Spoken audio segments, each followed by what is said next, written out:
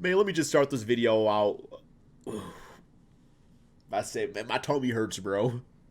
Do not get the mushrooms on a hot and ready pizza for Little Caesars, bro. You will be doing yourself a disservice, man. Like, that thing was soggy as heck, bro. I did not order the surf and turf pizza, man. Oh, okay, we're gonna get through. Man, that's not the ASMR channel that I wanted to start. Oh, okay. Please like the video, man. So I can go and get some Pepto-Bismol. Okay, we got using history to predict Victor Wembanyama's career. Video by my man Johnny Arnett. And whenever I watch a Johnny video, I always think about the time where my aunt posted a video on Facebook about how much she loved Kevin McHale. And it was his video. And I was like, hey, that's Johnny. It's like 3 years ago. I think Victor could be a bust. Like, he could. I'm not saying he will be, but he could. There's a chance. He's not a Hall of Famer already. It's official. The San Antonio Spurs have taken the highly anticipated Victor Wembanyama with the first overall pick of the draft. Pinhead Larry. I ain't trying to look at Adam Silver, star is one of the most hyped basketball players of all time. And personally, I don't recall ever seeing this level of hype and excitement since LeBron was drafted in 2003. Now, if you're a San Antonio Spurs fan, then you're probably quite enthusiastic about this new acquisition. But history tells us that you might want to temper those expectations a bit, as first overall picks are a bit more of a crapshoot than you might think. Leading up to the selection of Wembanyama, there have been 76 first overall picks in league history. And surprisingly, only 45 of those have gone on to be NBA All-Stars. Hold up. Furthermore, only 29... Yo, let me do this math, bro. Okay, 76 first overall picks. 45 out of 76 were an All-Star. And 29 out of 76 were a three-time All-Star. Okay, I get the math. Okay, I see. We're doing some fractions. Of those picks have ended up making at least 3 All-Star teams. And probably the most damning stat of them all is the fact that only 11 of those 76 first overall picks ended up winning a championship with the team that drafted them. Here, my friend. I think this tells us 3 things. 1, evaluating talent is hard. 2, injuries can happen regardless of your talent. And 3, it's difficult to retain a franchise player when free agency arrives. Now here's the thing. That's just the unfortunate history of first overall picks in general. But when you get even more specific and look at first overall picks who were similar to Victor, things become even more telling. Throughout the decades, various big men have ruled the NBA, leaving a long-lasting imprint on the game of basketball. But there is certainly a sweet spot for Bust that ass men, up in 04, as almost man. all of the greatest centers of Detroit, all time were between the height of 6'10 and 7'2. Once you get past that, you head into the realm of really, really big men. In the history of the NBA, there have been 6 players who are at least 7 foot 3 inches tall and were taken as one of the top 3 picks in the draft. Victor just became the 6th. Today, I want to take a quick look at the 5 other towering players, and I want to evaluate how their careers played out and see what that has to tell us about the trajectory of Wembanyama. First off, Ralph Sampson. This 7'4" phenom was taken with the first overall pick in the 1983 draft by the Houston Rockets. Sampson was actually extremely similar to Wembanyama.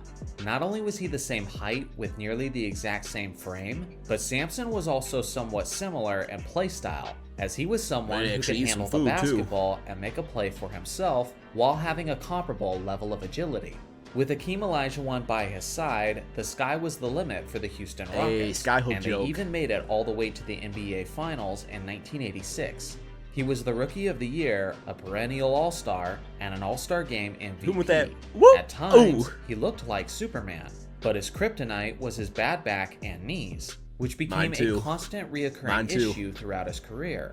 By the time he was 26, his decline had begun, and by the time... So I was talking to this girl for a hot minute, a little story time, and she, lives near 8 Mile, so I'm really hoping that, it makes me blush talking about her, man. Really hope that I might get to see like Eminem bringing in his groceries someday. But she also got like a knee disability thing, and she said that she's gonna be able, like, when we go to the Pistons games, she's gonna be able to get all the VIP seats, man. All the VIP seats, man. I've won, man. Mom spaghetti, bro. Detroit born, man. Okay. Time he was 31, he had played his final game in the NBA. Next to arrive was Rick Smith. That dude was a cheese This code 7'4" center NBA 2K. was taken with the second overall pick in the 1988 draft by the Indiana Pacers. Although Smits never had the superstar potential that Sampson had, he was a very solid and fundamentally sound player. He was a very reliable scorer in the post with solid footwork and an extremely efficient jump hook. His fundamentally sound talent allowed him to be an effective player in the NBA up until he played his final game at the age of 33. Games? His career should have been longer, but Smits had significant nerve damage in his feet that started all the way back when he was a teenager. He had to undergo numerous surgeries, and if these issues had never labored him, he likely would have been even better during his basketball career.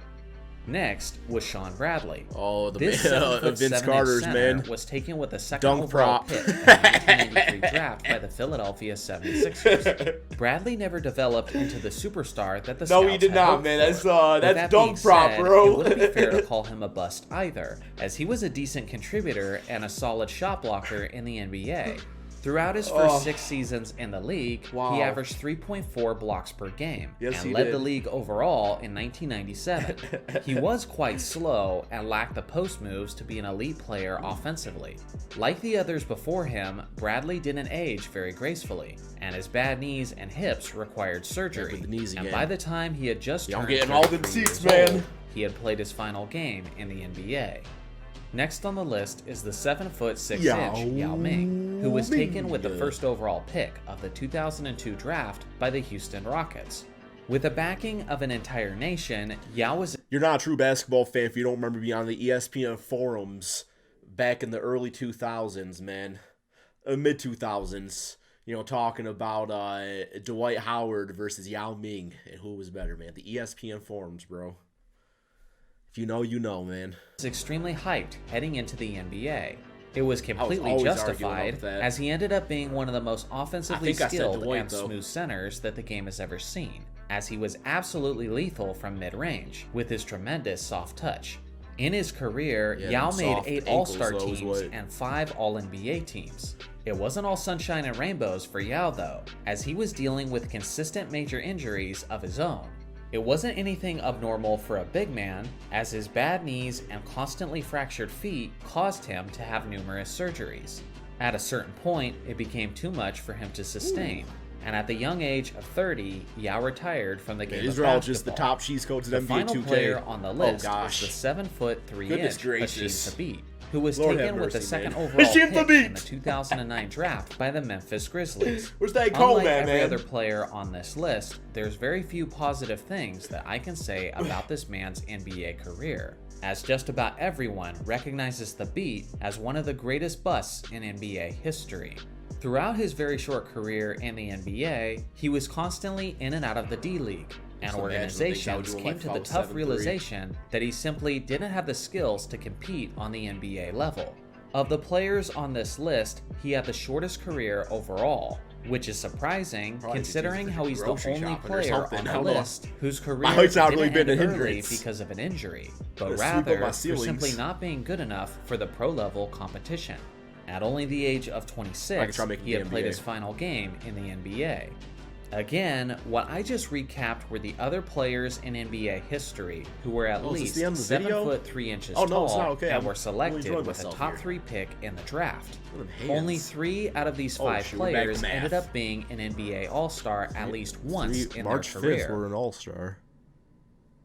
Bro, that was 3 months ago, man. 7 3-foot top 3 picks. Wait, 7 3+ top 3 picks. 7 foot. Over the age of 3, top 3 picks. Oh my goodness. Just 2 out of the 5 players ended up making it into the Basketball Hall of Fame. None of these players ever won an NBA championship ring. 4 out of these 5 players had their careers cut short due to an injury, and the one who didn't was such a bust in the league that he barely had any chance to cut his career short with an injury. Wow. And maybe the most devastating fact of them all is that none of these players went on to play in the NBA beyond the age of 33. Honestly, he'll be a Laker if I by was then a Spurs anyway. fan, I would be hoping for the best. He gonna be a fully Laker expecting eventually. the Come on now. worst. I hate to be the bearer of bad news, but it kind of blows my mind how everyone seems to be so immensely optimistic about this kid's future. Because the writing is on the wall, and the evidence is right here in front of us. Every basketball general manager fantasizes about the created 2K player, who is bigger and longer than everyone else, and simply NBA dominates the 2K4 game Jason like a Capono, man amongst or boys. Troy Murphy. But history shows us that this is Both a had pipe cheat dream. shots. Time Tayshaun and Prince time also again, only had the only this lefty experiment has ended up being signature a form. failure. Yet time and time again, organizations are willing to do it. Obviously, as a tremendous basketball fan, I'm rooting for this kid, as I would love to see him dominate the NBA for many years to come, and be the transcendent big who finally breaks the mold. But I've also been watching this game for quite a while, and because of that, I've reached the point of saying, I'll believe it when I see it. Oh. So what do you guys think? How do you see the career of Victor Wembanyama unfolding? Alright, man. Victor Wembanyama. I'll probably say his career trajectory, based off my own personal humble opinions, you know, not putting no biases into it. I see a trajectory of Anthony Davis, where I think he's going to start off absolutely dominating. His body's fresh. You know, it might take a year to get used to the different, you know, stuff with the NBA game. But I think he's going to start off like Pelicans AD and, you know, the Spurs, very trusted organization. I think if AD was off from the Spurs, it would have been a good situation for him, you know, where it's like he won championship or something. So I think he's in the right situation to get built around everything, man. I know I act salty and stuff. Man, I just want to be, you know, a Detroit Piston because he is going to be a really good player. But at the same time, I do think it's going to peak out with some injuries. And I think there's going to be some seasons of being out for the season. There's going to be some seasons of just like, you know, maybe he plays 37 games or something. And that's really just based off his build. But maybe he is really this unicorn, man, who is just going to defy the logic of physics. Like LeBron James and Luke Kennard, man.